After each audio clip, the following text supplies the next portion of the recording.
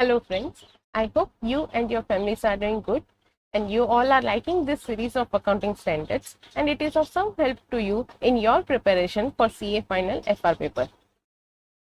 तो चलिए आज हम शुरू करेंगे accounting standard 13 accounting for investments. सबसे पहला क्वेश्चन है पीएम का, right a short note for accounting for investment by a holding company in subsidiaries. तो जब होल्डिंग कंपनी जो एक होती है वो अगर सब्सिडरी में जो इन्वेस्टमेंट करके रखती है उसकी हम अकाउंटिंग किस हिसाब से करेंगे ये हमें बताना है as per AS 13। Investments by a holding company in the shares of its subsidiary company are normally considered as long term investments। तो जब भी कोई होल्डिंग कंपनी सब्सिडियरी में अगर इन्वेस्टमेंट करती है in the form of shares तो वो लॉन्ग टर्म इन्वेस्टमेंट ही हम कंसिडर करते हैं। Indian holding company show investment in subsidiary just like any other investment and generally classify it as a trade investment। क्योंकि ये ट्रेड रिलेटेड है कि suppose किया जाता है कि हाँ, क्योंकि अगर होल्डिंग कंपनी और सब्सिडरी कंपनी अगर उसकी है तो वो बिजनेस रिलेटेड ही होगी, तो इसलिए हम उसे ट्रेड इन्वेस्टमेंट मानते हैं। और वो इंडियन होल्डिंग कंपनी होती है तो वो उसका कुछ अलग क्राइटेरिया नहीं बनाती और अलग बाइफर्केशन भी नहीं देती, अदर इन्वेस्टमेंट के तरह ही इसे भी ट्रीट करती है। As per AS 13, accounting for investment, investments are classified as long term and current investments। तो कुछ इन्वेस्टमेंट लॉन्ग टर्म होंगी, हम एज्यूम कर सकते हैं कि मोर देन 12 मंथ्स, और बाकी होंगी current investments. A current investment is an investment by it's nature and is readily realizable and is intended to be held for not more than 1 year from the date of acquisition। ठीक है, तो जो भी current investment होगी वो कौन सी होगी, जो की रेडिली रियलाइजेबल हो सकती है, यानी कि आप उसको कभी भी, वो लिक्विड इन्वेस्टमेंट होती है, आप उससे कभी भी एनकैश करवा सकते हैं। और दूसरी बात, दोनों कंडीशन होनी चाहिए उसमें, पहली तो वो लिक्विड रेडिली रियलाइजेबल होनी चाहिए और दूसरी बात ये है कि वो 1 ईयर से ज़्यादा उसकी डेट ऑफ एक्विजिशन से ज़्यादा उसको हम होल्ड नहीं करते। A long term investment is one that is not current one। तो ये तो एकदम सिंपल एक्सप्लेनेशन हो गया कि जो करंट नहीं है वो लॉन्ग टर्म है। Cost of investment include besides acquisition charges expenses such as brokerage fees and duties। तो एक्विजिशन पूरी कॉस्ट ऑफ इन्वेस्टमेंट में क्या क्या चीजें आएंगी, 3 कंपोनेंट है। सबसे पहले तो उसका एक्विजिशन चार्ज और उसके अलावा जो भी सारे एक्सपेंसेस हम करते हैं जैसे कि ब्रोकरेज फीस और duties. If an investment is acquired wholly or partly by issue of shares or other securities, the acquisition cost is determined by taking the fair value of the shares or securities। अगर issue of share के हिसाब से अगर consideration दिया जा रहा है तो उनकी फेयर वैल्यू कंसिडर की जाएगी। If an investment were to be acquired in exchange part or whole for another asset, अगर एक्सचेंज हो रहा है एक पर्टिकुलर एसेट का दूसरे इन्वेस्टमेंट के लिए, तो एक्विजिशन कॉस्ट कैसे डिटरमाइन की जाएगी, with reference to the value of the other asset exchange. Dividends received out of income earned by a subsidiary before the acquisition of shares by the holding company and not treated as income but treated as recovery of cost of assets, यानी कि investment made in the subsidiary। तो इसका मतलब क्या हो गया कि जब भी हम, तो इस सेंटेंस का मीनिंग क्या हो गया कि जब भी सब्सिडरी, अगर एक होल्डिंग कंपनी है और उससे सब्सिडरी से अगर डिविडेंड इनकम रिसीव हो रही है और वो जो डिविडेंड इनकम है वो परटेन करती है फ्रॉम द प्रॉफिट्स, जो कि एक्विजिशन हमने जब शेयर्स लिए थे उसके पहले के जो प्रॉफिट्स हैं, अगर उसमें से अगर डिविडेंड देते हैं तो हम उसे इनकम की तरह कंसिडर नहीं करेंगे बल्कि हम उसे रेड्यूस करेंगे, recovery as a cost of assets, जो हमने इन्वेस्टमेंट कर रखी उसकी रिकवरी ऑफ द कॉस्ट मानेंगे।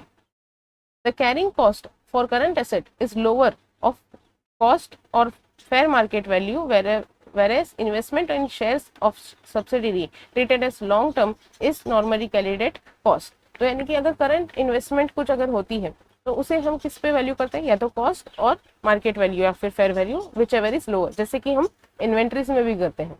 और अगर इन्वेस्टमेंट इन शेयर्स किया जा रहा है सब्सिडियरी की कंपनी में तो उसे हम नॉर्मली कॉस्ट पर ही कैरी फॉरवर्ड करेंगे। अब हम मूव ऑन करते हैं हमारे नेक्स्ट क्वेश्चन पे। Suram Limited wants to reclassify investment in accordance with AS 13. Decide on the treatment to be given in each of the following cases. A portion of current investment purchased for rupees 20 lakhs to be reclassified as long-term investment as the company has decided to retain them. The market value as on the date of balance sheet was 25 lakhs. तो देखिए हम case by case decide करेंगे। तो सबसे पहले जो एक current investment दे रखी है जो कि 20 लाख में परचेज की गई थी, लेकिन अब जो कंपनी है वो उसे रिटेन करना चाहती है फॉर द लॉन्ग टर्म। तो क्या अब वो डायरेक्टली जो करंट इन्वेस्टमेंट था क्या उसको लॉन्ग टर्म इन्वेस्टमेंट बोल के कर सकती है? और अगर करना है तो कैसे करना है कि मार्केट वैल्यू जो है उसकी 25 लाख है। तो अब हमें बताना है इसका आंसर। तो इसका आंसर एक बार हम देख लेते हैं। As per para 24 of AS 13, accounting for investments where investments are reclassified from current to long term, transfers are made at lower of cost or fair value at the date of transfer। तो ये क्या कह रहा है कि जब भी हम रिक्लासीफाई करते हैं एक करंट एसेट से करंट इन्वेस्टमेंट से लॉन्ग टर्म इन्वेस्टमेंट पर जब भी हम रिक्लासीफाई करते हैं तो हमें लोअर ऑफ द कॉस्ट और फेयर वैल्यू उस वैल्यू पे हम लॉन्ग टर्म को रिकॉग्नाइज करेंगे। So in the first case, the market value of the investment is 25 lakhs, which is higher than its cost, यानी कि 20 lakhs. So therefore, the transfer to the long-term investment should be carried at cost of 20 lakhs. यानी कि जो भी lower होगा cost या फिर fair market value जो भी लोअर होगा, यानी कि इस केस में 20 lakhs है तो उस पे ही हम उसको रिक्लासीफाई करेंगे करंट एसेट्स को लॉन्ग टर्म में। Another portion of current investments purchased for 15 lakhs has to be reclassified as long-term investment. The market value of these investments as on the date of balance sheet was 6.5। तो यहाँ पे भी क्या होगा फिर से हम रिक्लासीफाई कर रहे हैं तो विच एवर इज लोअर यानी कि 6.5 पे होना चाहिए। एक बार हम आंसर फिर भी चेक कर लेते हैं। In the second case, the market value of the investment is 6.5 lakhs, which is lower than the cost of 15 lakhs. Therefore, the transfer to long-term investment should be carried in the books at the market value of 6.5 lakhs. और ये जो इसमें loss हो रहा है पहले वाले case में तो कुछ नहीं, उसमें यहाँ पे ये वाले केस में अभी क्या हो रहा है 8.5 का जो लॉस हो रहा है वो हम क्या करेंगे, वो हम चार्ज कर देंगे टू द P&L अकाउंट। अगर जो भी लॉस होता है वो हमें P&L में उसी वक्त चार्ज करना होता है। थर्ड केस आता है certain long term investments no longer considered for holding purpose and have to be reclassified as current assets. The original cost of these was 18 lakhs but they had been written down to 12 lakhs to recognize permanent decline as per AS 13। तो यहाँ पे ये वाला एक अलग point आएगा जो पहले दो पॉइंट्स थे उनसे अलग तो है कि पहले तो हम करंट इन्वेस्टमेंट को लॉन्ग टर्म इन्वेस्टमेंट कह रहे थे और अभी ये क्या हो रहा है रिक्लासिफिकेशन हो रहा है लॉन्ग टर्म इन्वेस्टमेंट से करंट इन्वेस्टमेंट में और उसके अंदर वो भी एक रिटर्न डाउन वैल्यू आ रही है जो कि परमानेंट डिक्लाइन को दर्शाती है। परमानेंट डिक्लाइन को रिकॉग्नाइज करने के लिए हमने वो माइनस किया। तो अभी इस केस में हम आंसर क्या लिखेंगे वो देखते हैं। As per para 23 of AS 13 where long term investment are reclassified as current investment transfers are made at lower of cost और carrying amount at the date of transfer. तो अल्टीमेटली तो देखिए आपको दो वैल्यूज दी हुई उनमें से जो लोअर है वही आपको सिलेक्ट करना है। लेकिन हाँ यहाँ पे ध्यान में रखना है जब करंट से लॉन्ग टर्म में जाते हैं तो लोअर ऑफ कॉस्ट और फेयर वैल्यू में कंपेरिजन करते हैं और जब हम उल्टा होता है यानी कि लॉन्ग टर्म से जब हम करंट इन्वेस्टमेंट में आते हैं तब हम लोअर लेते हैं। कॉस्ट तो कॉमन ही है दोनों केस में और दूसरी वैल्यू आती है कैरिंग अमाउंट, उन दोनों में से जो लोअर होगा उसे हम कंसिडर करेंगे। तो इस आंसर में in the third case the book value of the investment is 12 lakhs which is lower than its cost that is 18 lakhs. Here the transfer should be at carrying amount and hence this reclassified current investment should be carried at 12 lakhs. तो यहाँ पे भी answer वही है, सब में से तीनों में से लोअर ही करना है। सिर्फ आपको जो फॉर्मेट है कि आपको वो दोनों वैल्यूज बताने के लोअर वाला सिलेक्ट करना है वो यहाँ पे पॉइंट नोट करने वाला है। बाकी ऐसा ये आंसर कुछ ऐसे डिफिकल्ट नहीं था। मूव ऑन करते हैं अब नेक्स्ट क्वेश्चन पर। X Limited on 1st Jan 2017 had made an investment of rupees 600 lakhs in the equity shares of Y Limited, of which 50% is made in the long term category and the rest is temporary investment. तो इस case में भी क्या हुआ है, X Limited ने Y Limited में equity shares खरीदे हैं 600 लाख रुपए के और उसमें से 50% है वो उन्होंने लॉन्ग टर्म कंसिडर किए और 50% है वो उन्होंने टेम्पररी इन्वेस्टमेंट यानी कि करंट इन्वेस्टमेंट के तौर पे होल्ड कर रखे हैं। कब लिया है उन्होंने 1st Jan 2017 को। The realisable value of all such investment on 31st March 2017 became 200 lakhs as Y Limited lost a case of copyright. How you will recognize the reduction in financial statements for the year ended on 31st March 2017? तो देखिए ऐसे तो उन्होंने सिर्फ जैन में purchase किया और March ending में यानी कि सिर्फ 3 महीने के अंदर ही जो हमारी लॉन्ग टर्म और शॉर्ट टर्म एसेट्स इन्वेस्टमेंट जो थी उनकी वैल्यू कम हो गई है।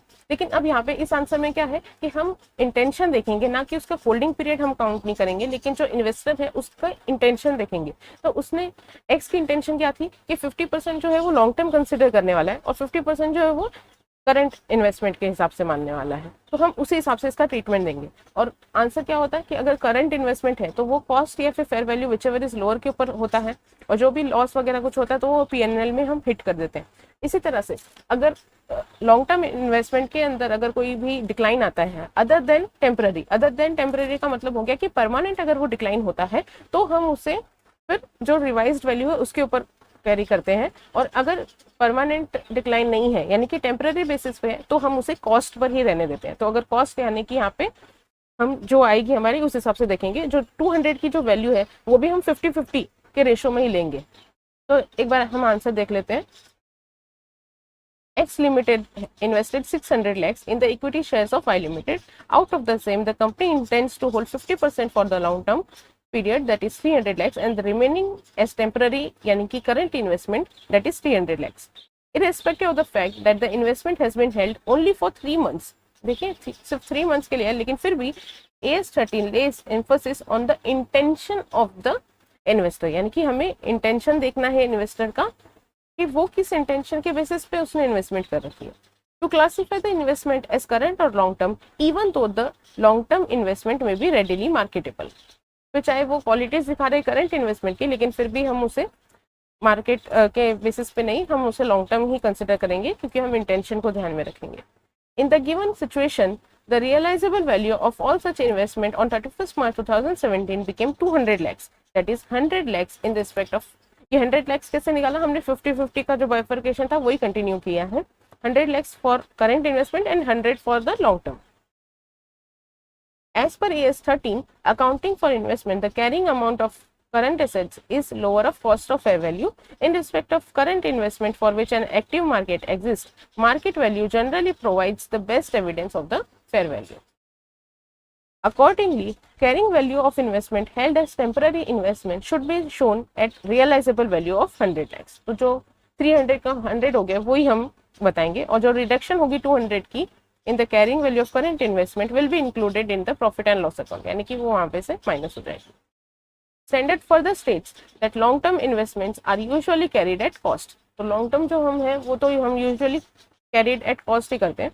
However, when there is a decline other than temporary यानी कि वो permanent है, in the value of long term investment, the carrying value is reduced to recognize the decline.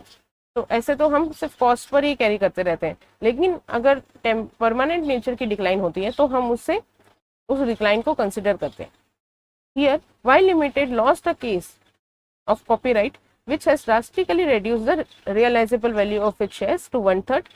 Losing the case of copyright may affect the business and performance of the company in the long run. ये हमने assumption ले रखा है कि वो जो temporary वो जो डिक्लाइन हुआ है वो टेम्पररी नेचर का नहीं बल्कि परमानेंट नेचर का है। Accordingly, it will be appropriate to reduce the carrying amount of long term by 200 and show the investment at 100, considering the downfall in the value of shares as decline other than temporary.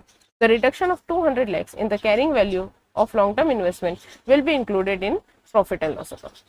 Alternatively क्या कर सकते हैं, हमने यहाँ पे तो पहले तो एज्यूम कर लिया कि वो परमानेंट नेचर का है, लेकिन अगर कोई ये एज्यूम करता है कि वो परमानेंट नेचर का नहीं बल्कि टेम्पररी नेचर का है तो वो क्या कर सकता है, तो वो इन्वेस्टमेंट शो कर सकता है एट कॉस्ट। यही हमने इस आंसर में लिखा है। अब हम मूव ऑन करते हैं अगले क्वेश्चन के ऊपर। अनिश्चित finance limited is a company. It makes it available to you cost and market price of various investments held by it as on 31st March 2017. तो उसने तरह तरह की उसने जो इन्वेस्टमेंट कर रखी है म्यूचुअल फंड ने वो उसने बता रखी है, तरह तरह की जो इन्वेस्टमेंट कर रखी है। इसमें सबसे पहला जो है वो है इक्विटी शेयर्स, फिर है उसके बाद म्यूचुअल फंड्स और फिर है government securities. Can the company adjust depreciation of a particular item of investment with in a category. हम इसको क्वेश्चन बाय क्वेश्चन ही देखते हैं। तो यहाँ पे क्या हुआ है, quoted current investment for each category shall be valued at cost or market value whichever is lower. तो जो भी करंट इन्वेस्टमेंट है वो हम क्या करते हैं, कॉस्ट या फिर market value whichever is lower. For this purpose investment in each category shall be considered script wise and the cost and market value aggregate for all investment in each categories. तो यहाँ पे क्या होगा, script wise हम जाएंगे और cost और market value जो एग्रीगेट होगी उस हिसाब से हम कंपेयर करेंगे. If the aggregate market value for the category is less than the aggregate cost for that category the net depreciation shall be provided for और चार्ज टू P&L अकाउंट. ये एक बार हम रीड आउट कर लेते हैं, बाद में हम ऊपर के हिसाब से एक्सप्लेनेशन देखेंगे. If the aggregate market value for the category exceeds the cost for the category the net appreciation shall be ignored. तो ये क्या कह रहा है, जब भी अगर मार्केट वैल्यू अगर कॉस्ट से ज्यादा है तो यानी कि प्रॉफिट हो रहा है हमारा, तो हम वो प्रॉफिट को तो हम इग्नोर कर देंगे. टोटल वैल्यू लेनी है, हर कैटेगरी के हिसाब से लेनी है. और बाकी अगर हम देखेंगे कि अगर जो कॉस्ट की वैल्यू है वो अगर लेस हो गई है मार्केट वैल्यू से, यानी कि अगर हमें लॉस हो रहा है यानी कि नेट डेप्रिसिएशन हो रहा है, तो वो हमें P&L में चार्ज करना है. Therefore, the depreciation of a particular item of investment can be adjusted within the same category of investment. तो ठीक है, यानी कि सेम कैटेगरी जो हमसे पूछा गया था यहाँ पे कि can the company adjust depreciation of a particular item of investment with in a category. तो हाँ, ये काम किया जा सकता है, इसमें यही बताया. फिर हमें क्या करना है, इसका सेकेंड क्वेश्चन पार्ट देख लेते हैं एक बार. What should be the value of investment. तो वैल्यू ऑफ इन्वेस्टमेंट किस हिसाब से निकालने वाले हैं वो हम एक बार देख लेते हैं. तो जो हम वैल्यू ऑफ इन्वेस्टमेंट निकालेंगे तो उसमें क्या करेंगे, जो इक्विटी शेयर्स जो है इनकी वैल्यू कैसे होगी, कॉस्ट. ये टोटल पूरी की पूरी जो स्क्रिप्ट्स है ना उनका टोटल हम एग्रीगेट लेंगे, यहाँ का टोटल लेंगे कॉस्ट का और यहाँ का मार्केट प्राइस का टोटल लेंगे और विच एवर इज लोअर वो हम उस हिसाब से हम ले लेंगे. ऐसा नहीं इंडिविजुअल बेसिस पे नहीं लेंगे कि यहाँ पे 60 है ये ले लिया, यहाँ पे 24 है ये ले लिया, ऐसे नहीं करेंगे. इन सब का कॉस्ट का सबका टोटल करेंगे और मार्केट वैल्यू का टोटल करेंगे और उन दोनों फिगर्स में जो लोअर होगा वो हम सिलेक्ट करेंगे. और म्यूचुअल फंड के केस में हम क्या करते हैं, हम हमेशा मार्केट प्राइस जैसे कि NAV निकलता है उस हिसाब से करते हैं, तो सिर्फ मार्केट प्राइस वाला ही कंसीडर करेंगे. और गवर्नमेंट सिक्योरिटीज ये जो होती है इनको इसमें हम मार्केट प्राइस नहीं देखते, हम हमेशा इसको कॉस्ट पर रिकॉग्नाइज करते हैं, तो हम सिर्फ ये वाले फिगर काउंट करेंगे. तो ये देख लेते हैं हम एक बार आंसर में भी. ये देखिए टाइप ऑफ इन्वेस्टमेंट हमने वैल्यू ऑफ इन्वेस्टमेंट के लिए ले लिया. इक्विटी शेयर्स में हम क्या करेंगे, एग्रीगेट बेसिस पर लेंगे. तो वैल्यूएशन प्रिंसिपल हमारा क्या होगा, लोअर ऑफ कॉस्ट और मार्केट वैल्यू. तो उस हिसाब से हमने ये कैलकुलेट कर लिया. और फिर बाद में आता है म्यूचुअल फंड्स जो कि NAV पे है और जो कॉस्ट है वो गवर्नमेंट सिक्योरिटीज है वो कॉस्ट बेसिस पर लेंगे. ठीक है, तो जैसे कि आप देख पा रहे हैं कि यहाँ पे इक्विटी शेयर्स का जो टोटल है कॉस्ट वाइज अगर हम देखें तो वो आ रहा है 406.5 और जो मार्केट वैल्यू आ रही है वो 442.2 है. तो इसलिए ही हमने यहाँ पे क्या किया है, जो विच एवर इज लोअर यानी कि 406 वाली जो वैल्यू है वो हमने यहाँ पे कंसिडर की हुई है. वही इसमें आगे लिखा हुआ है as per para 14 of AS 13 accounting for investment the carrying amount of current investment is lower at cost या फिर market value. Sometimes the concern of enterprise may be with the value of category related to current investment and not with each individual investment and accordingly investment may be computed at lower of cost या फिर market value as per category wise. तो यही इसमें point था. और इसमें अब ये लास्ट पार्ट है, is it possible to set off depreciation in investment in mutual funds against appreciation in the value of equity shares and government securities. तो ये पूछ रहा है कि क्या हम जो depreciation हुआ है इन्वेस्टमेंट इन म्यूचुअल फंड में क्या उसको सेट ऑफ किया जा सकता है by the appreciation in made in the investment of equity shares और गवर्नमेंट सिक्योरिटीज. तो उसका भी हम आंसर एक बार देख लेते हैं. Inter current category adjustment of appreciation and depreciation in value of investment can not be done. तो ठीक है, इंटर कैटेगरी इन्वेस्टमेंट एडजस्टमेंट जो होता है एप्रिसिएशन और डेप्रिसिएशन, एक कैटेगरी का एप्रिसिएशन दूसरी कैटेगरी के डेप्रिसिएशन को सेट ऑफ नहीं कर सकता. It is not possible to offset depreciation in one investment in mutual fund against the appreciation in equity shares या फिर गवर्नमेंट सिक्योरिटीज. तो इसके साथ ही हमने PM के सारे क्वेश्चन जो है वो कवर कर लिए हैं. Thank you for watching.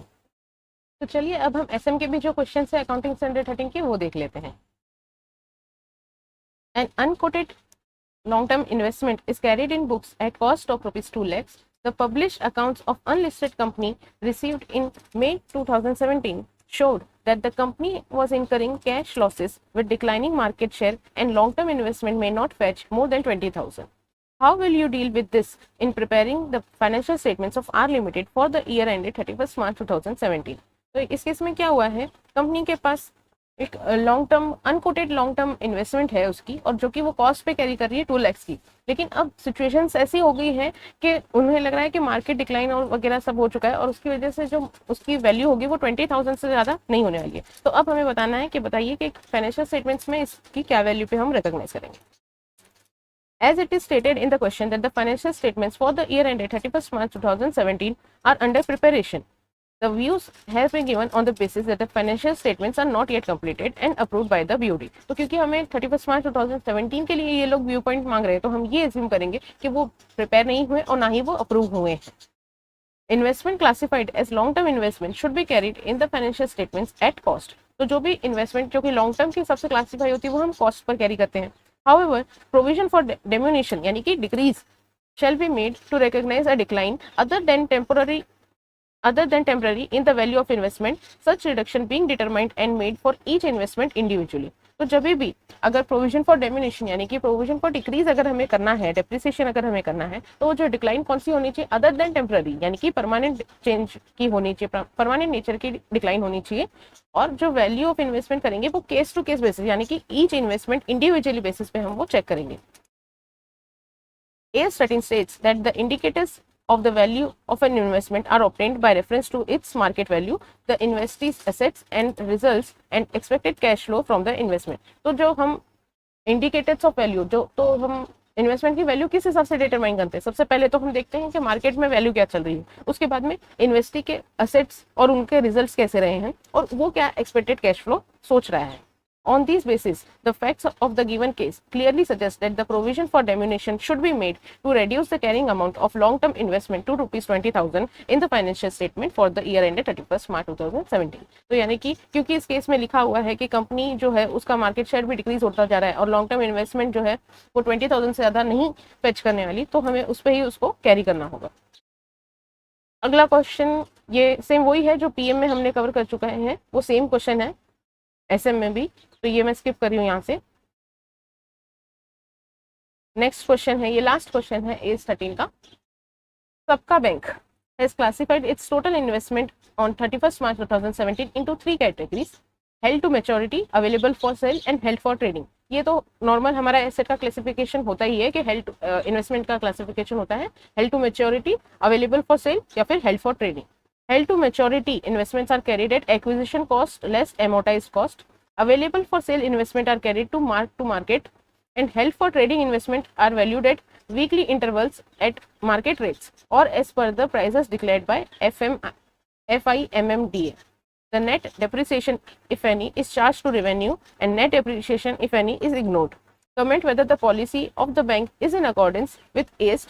तो देखिए इस क्वेश्चन में सबसे मेन पॉइंट तो क्वेश्चन के स्टार्टिंग में ही कह दिया है। सबसे पहला जो अगर आपने नोटिस किया है नहीं किया वो देखिए, सबका बैंक के बारे में बात हो रही है, और ये हमें सबसे पहले इस क्वेश्चन को आंसर करने से पहले हमें ये देखना है कि क्या ये accounting standard AS13 accounting for investment वो बैंक के ऊपर अप्लाई होता भी है या नहीं। तो देखिए as per para 2D of AS13 accounting standard for investment, the accounting standard is not applicable to bank, financial insurance company and mutual funds. तो 3 कैटेगरी को AS13 अप्लाई नहीं होता। कौन कौन सी? बैंक्स, म्यूचुअल फंड्स और insurance company.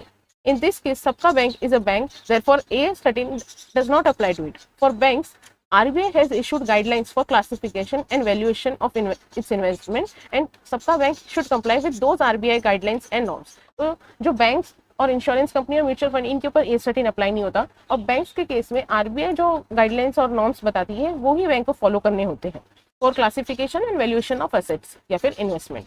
Therefore, though Sabka Bank has not followed the provisions of AS13, yet it would not be said as non-compliance since it is complying with the norms stipulated by RBI. तो जैसे कि आप देख रहे हैं कि हम तो ये सारे कैटेगरीज जो है वो फॉलो नहीं करते। हम तो सिर्फ लॉन्ग टर्म और शॉर्ट टर्म जो हमने आज तक पढ़ा है, अभी तक AS 13 में यही पढ़ा है कि करंट इन्वेस्टमेंट हो तो वो कॉस्ट या फिर market value whichever is lower के ऊपर हम वैल्यू करते हैं, और जो लॉन्ग टर्म इन्वेस्टमेंट्स होती हैं उन्हें हम कॉस्ट पे कैरी करते हैं। लेकिन यहाँ पे इन्होंने 3 अलग कैटेगरी बना रखी है, उस हिसाब से किया हुआ है। लेकिन फिर भी ये नॉन कंप्लायंस नहीं कहलाया जाएगा अकाउंटिंग स्टैंडर्ड 13 का। क्यों? क्योंकि बैंक के ऊपर तो अकाउंटिंग स्टैंडर्ड 13 अप्लाई नहीं होता है, और ये हम एज्यूम कर रहे हैं कि ये जो इन्होंने फॉलो किया है वो RBI की गाइडलाइंस के हिसाब से फॉलो किया हुआ।